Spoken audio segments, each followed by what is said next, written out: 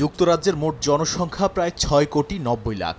অর্থনীতি প্রযুক্তিগতভাবে প্রবৃদ্ধির পথে থাকলেও বাস্তবে জীবনযাত্রার ব্যয় সাধারণ মানুষের নাগালের বাইরে যাচ্ছে। সাম্প্রতিক মাসগুলোতে অর্থনৈতিক প্রবৃদ্ধি সীমিত থাকলেও মূল্যস্ফীতি ৩% উপরে এবং সুদের হার দীর্ঘদিন উচ্চ থাকায় প্রকৃত আয় কমেছে। এ কারণে চাকরি থাকা সত্ত্বেও বহু পরিবার দারিদ্র্যসীমার নিচে নেমে যাচ্ছে, যা দেশটির অতি দরিদ্রতা বৃদ্ধির বাস্তব চিত্র তুলে ধরছে। সম্প্রতি যুক্তরাজ্যে দারিদ্রতা আরও গভীর হয়েছে বলে জানিয়েছে গবেষণা সংস্থা জোসেফ রাউন্ট্রি ফাউন্ডেশন। নতুন প্রতিবেদনে বলা হয়েছে, বর্তমানে দেশটিতে প্রায় ৬৮ লাখ মানুষ অতি দারিদ্র্যে বসবাস করছে, যা গত ৩০ বছরের মধ্যে সর্বোচ্চ।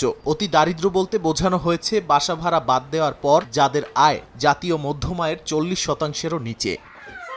প্রতিবেদন অনুযায়ী দুটি ছোট সন্তান সহ কোনো পরিবারের ক্ষেত্রে এই আয়ের সীমা বছরে প্রায় ১৬,৪০০ পাউন্ড। সামগ্রিকভাবে যুক্তরাজ্যে দারিদ্র্যের হার ১৯৯৪-৯৫ সালের ২৪% থেকে ২০২৩-২৪ সালে ২১% নামলেও অতি দারিদ্র্যে থাকা মানুষের হার ৮% থেকে বেড়ে দাঁড়িয়েছে ১০%। বর্তমানে দারিদ্র্যে বসবাসকারী মোট মানুষের প্রায় অর্ধেকই এই শ্রেণীতে পড়েছেন।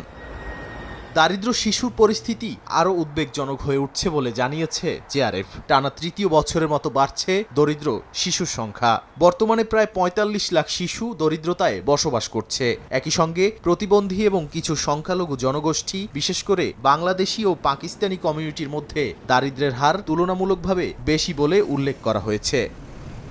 এমন অবস্থায় কল্যাণ ভাতা সংস্কারের উদ্যোগকে স্বাগত জানালেও সতর্ক করেছে গবেষণা সংস্থাটি। শিশু দারিদ্র্য কমাতে সরকার ২ সন্তানের সীমা তুলে নেয়ার সিদ্ধান্ত নিলেও শুধুমাত্র এটি যথেষ্ট নয় বলে মন্তব্য করেছে জেআরএফ।